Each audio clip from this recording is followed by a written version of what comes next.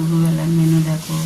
এখানে আছে ভাত, এখানে আছে পাতলা করে মুসুর ডাল, এখানে আছে পটল আলুর কষা, এখানে আছে কুমড়ো ভাজা, এখানে আছে মাছের ঝোল, হালকা করে জিরে বাটা দিয়ে ঝোল।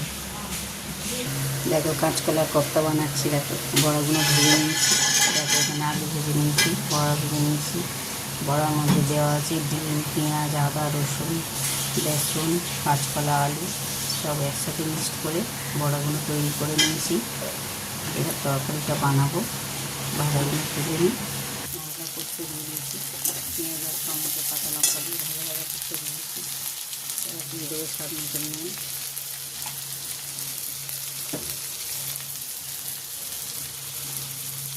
হলুদ গুঁড়ো। আমরা লাল লঙ্কা খাই না, গুঁড়ো লঙ্কা, তার জন্য কাঁচা লঙ্কা তরকারি আমাদের। আর এখানে একটু গ্রেট করা, করাটা আমাদের ভালো হয়। আর দেখো জিরে ধনে ভিজিয়ে রেখেছিলাম, দিয়ে দেবো তার জলটা। তার জন্য গ্রেভিটা খুব ভালো হবে।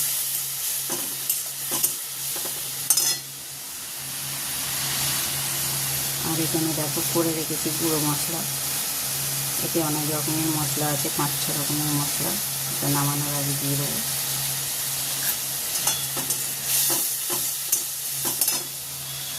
তেল ছেড়ে গেছে, আলুটা দিয়ে দেবো।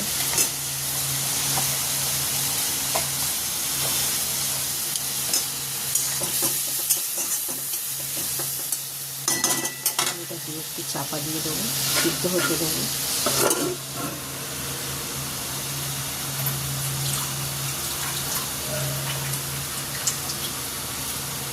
তো চলো বন্ধুরা দেখি খুলে তরকারিটা কেমন হলো।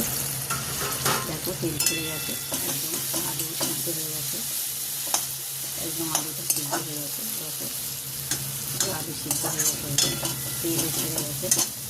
এবার জলটা দিয়ে দেবো, পরিমাণ মতন জল দেবে। তোমরা যেরকম খাবে সেরকম জলটা দেবে।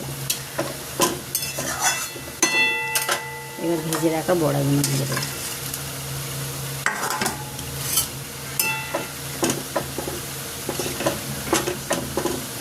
ভেজে রাখা বড়াগুলো দিয়ে দিলাম। ঢাকা চাপাটা আবার একটু দিয়ে দেবো, দিয়ে গুঁড়ো গরম মশলাটা দিয়ে লাগিয়ে নেবো।